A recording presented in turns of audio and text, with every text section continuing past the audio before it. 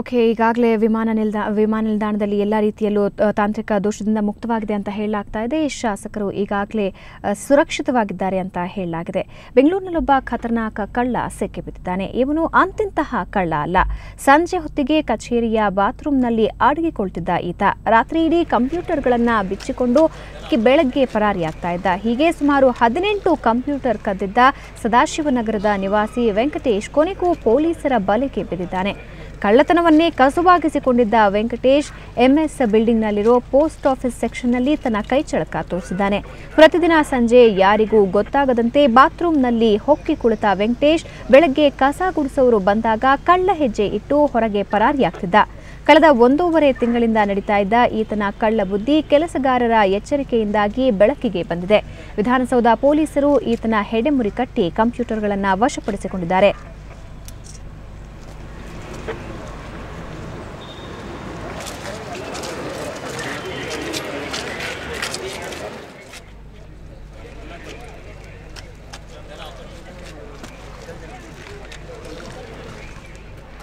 ಈ ಖತರ್ನಾಕ ಕಳ್ಳನನ್ನ ನೀವೀಗ ನೋಡ್ತಾ ಇದ್ದೀರಾ. ಎಂಎಸ್ ಬಿಲ್ಡಿಂಗ್ನ ಪೋಸ್ಟ್ ಆಫೀಸ್ನಲ್ಲಿ ಈತ ತನ್ನ ಕೈಚಳಕ ತೋರಿಸಿದ್ದಾನೆ. ಪ್ರತಿದಿನ ಸಂಜೆ ಬಾತ್ರೂಮ್ನಲ್ಲಿ ಅಡಗಿ ಕುಳಿತಿದ್ದ. ಎಲ್ಲರೂ ಬೀಗ ಹಾಕೊಂಡು ಹೋದ ನಂತರ ಕಂಪ್ಯೂಟರ್ಗಳ ಬಿಡಿ ಬಿಡಿ ಭಾಗಗಳಾಗಿ ಬಿಚ್ಚಿ ಅದಾದ ನಂತರ ಬೆಳಗ್ಗೆವರೆಗೆ ಕಾದು ಬೆಳಗ್ಗೆ ಕಸ ಗುಡಿಸೋರು ಬಂದಾಗ ಈತ ಪರಾರಿಯಾಗ್ತಾ ಇದ್ದ. ಈಗಾಗಲೇ ಈತ ಪೊಲೀಸರ ವಶಕ್ಕೆ ಸಿಕ್ಕಿದ್ದಾನೆ.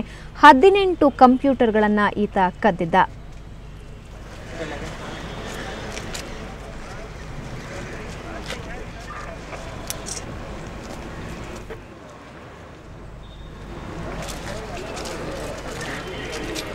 ದೃಶ್ಯದಲ್ಲಿ ನೀವು ನೋಡ್ತಾ ಇರುವಂತಹ ವ್ಯಕ್ತಿಯ ಹೆಸರು ವೆಂಕಟೇಶ್. ಈತ ಕಳ್ಳತನದಲ್ಲಿ ತುಂಬ ಚಾಣಾಕ್ಷ ಅಂತ ಹೇಳ್ಬೋದು. ಪೋಸ್ಟ್ ಆಫೀಸ್ನ ಬಾತ್ರೂಮ್ನಲ್ಲಿ ಪ್ರತಿದಿನ ಈತ ಅಡಗಿ ಕುಳಿತುಕೊಳ್ತಾ ಇದ್ದ. ಎಲ್ಲರೂ ಹೋದ ನಂತರ ತನ್ನ ಕೈಚಳಕ ಪ್ರಾರಂಭ ಮಾಡ್ತಾ ಇದ್ದ. ಈತ ಸದಾಶಿವನಗರದ ನಿವಾಸಿ ಅಂತ ತಿಳಿದು ಬಂದಿದೆ. ಆಫೀಸ್ ಬಾಗಿಲು ಹಾಕಿದ ನಂತರ ಕಂಪ್ಯೂಟರ್ಗಳನ್ನು ಬಿಡಿಬಿಡಿಯಾಗಿ ಬಿಡಿಸಿ ಬಚ್ಚಿಟ್ಕೊಂಡು ಅದಾದ ನಂತರ ಬೆಳಗ್ಗೆ ಕಸ ಗುಡಿಸೋರು ಬಂದ ಸಂದರ್ಭದಲ್ಲಿ ಕಚೇರಿಯಿಂದ ಈತ ಪರಾರಿಯಾಗ್ತಾ ಇದ್ದ. ಈ ಬಗ್ಗೆ ಇನ್ನಷ್ಟು ಮಾಹಿತಿ ಪಡೆಯೋಣ ನಮ್ಮ ಪ್ರತಿನಿಧಿ ಮಂಜುನಾಥ್ ಅವರಿಂದ. ಮಂಜುನಾಥ್, ನಿಜವಾಗಿಯೂ ಖತರ್ನಾಕ್ ಕಳ್ಳ ಅಂತಾನೆ ಹೇಳ್ಬೇಕು. ಈತ ಸಿಕ್ಕಿಬಿದ್ದಿದ್ದಾದ್ರೂ ಹೇಗೆ? ಭಾವನಾ, ಇದೇ ಒಂದು ಕಸಬಾಗಿಸ್ಕೊಂಡಿದ್ದ. ಅಂದ್ರೆ ಸರ್ಕಾರಿ ಕಚೇರಿಗಳಲ್ಲಿ ಕಂಪ್ಯೂಟರ್ಗಳನ್ನ ಕಳ್ಳತನ ಮಾಡೋದೇ ಈತನ ಕಸಬಾಗಿತ್ತು. ವಿಧಾನಸೌಧ ಪೊಲೀಸರು ಇವನನ್ನ ಬಂಧಿಸಿ ಅವನನ್ನ ನ್ಯಾಯಾಂಗ ಬಂಧನಕ್ಕೆ ಒಪ್ಪಿಸಿದ್ದಾರೆ. ಅದ್ರಲ್ಲಿ ಮುಖ್ಯವಾಗಿ ಏನಂತ ಅಂದ್ರೆ, ಈ ಎಂಎಸ್ ಬಿಲ್ಡಿಂಗ್ ಅಲ್ಲಿ ಸಾಕಷ್ಟು ಸರ್ಕಾರಿ ಕಚೇರಿಗಳಿವೆ. ಮತ್ತೆ ಹೇಗೆ ಹೋಗೋದು ಅಲ್ಲಿ ಪ್ರತಿನಿತ್ಯ ಅಂದ್ರೆ ಅವ್ನು ಕಳ್ಳತನ ಮಾಡೋದಕ್ಕೂ ಮುಂಚೆ ಸುಮಾರು ಒಂದು 10 ದಿನಗಳ ಕಾಲ, ಪೊಲೀಸರು ಹೇಳುವಂತೆ ಒಂದು 10 ದಿನಗಳ ಕಾಲ ಅಲ್ಲೆಲ್ಲ ಅಬ್ಸರ್ವ್ ಮಾಡ್ತಾ ಇದ್ದ. ಎಲ್ಲಿ ಹೋದ್ರೆ ಹೇಗಾಗುತ್ತೆ, ಮತ್ತೆ ಎಲ್ಲಿ ಲಾಕ್ ಅನ್ನ ಬ್ರೇಕ್ ಮಾಡಬಹುದು, ಸೊ ಈ ಎಲ್ಲಾ ಒಂದು ಅಂಶಗಳನ್ನ ತಿಳ್ಕೊಂಡು, ಮತ್ತೆ ಯಾರು ಎಷ್ಟೊತ್ತಿನ ತನಕ ಕೆಲಸ ಮಾಡ್ತಾರೆ ಅಧಿಕಾರಿಗಳು, ಎಲ್ಲರೂ ಎಷ್ಟೊತ್ತಿಗೆ ಹೋಗ್ತಾರೆ ಮನೆಗೆ, ಈ ಎಲ್ಲಾ ಮಾಹಿತಿಗಳನ್ನ ಪಡ್ಕೊಂಡು ಅವನು ಈ ರೀತಿಯ ಪ್ರತಿನಿತ್ಯ ಸಂಜೆ ಸುಮಾರು 1 ತಿಂಗಳ ಕಾಲ ಇಂಥದ್ದ ಒಂದು ಕೆಲಸವನ್ನ ಮಾಡಿದ್ದಾನೆ.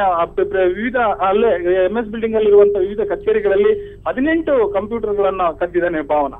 ಅಂದ್ರೆ ಈತ ಒಂದೇ ಸಲ ಈ ಎಲ್ಲವನ್ನ ಕದ್ನ ಅಥವಾ ದಿನ 1-2 ದಿನಗಳ ನಂತರ ಈ ರೀತಿ ಪ್ರತಿದಿನಾನು ಬಚ್ಚಿಟ್ಕೊಂಡು ಕದಿತಾ ಇದ್ನ? ಹೇಗೆ ಇದು ಬೆಳಕಿಗೆ ಬಂದಿದ್ದಾದ್ರೂ ಹೇಗೆ? ಒಂದು ದಿನ ಅಲ್ಲಿನ ಅಂದ್ರೆ ಈತ ಸುಮಾರು 1 ತಿಂಗಳ ಅವಧಿಯಲ್ಲಿ 18 ಕಂಪ್ಯೂಟರ್ಗಳನ್ನ ಕದ್ದಿದ್ದಾನೆ ಅಂತ ಪೊಲೀಸರು ಹೇಳ್ತಾರೆ. ಯಾಕಂದ್ರೆ ಈಗ ಅವನು ಕೊಟ್ಟಿರುವಂತ ಮಾಹಿತಿಯ ಮೇಲೆ ಪೊಲೀಸರು 18 ಕಂಪ್ಯೂಟರ್ಸ್ ಅನ್ನ ರಿಕವರಿ ಮಾಡಿದ್ದಾರೆ. ಆ ಹಿನ್ನೆಲೆಯಲ್ಲಿ ಈ ಪೊಲೀಸರು ನೀಡಿದ್ದಾರೆ.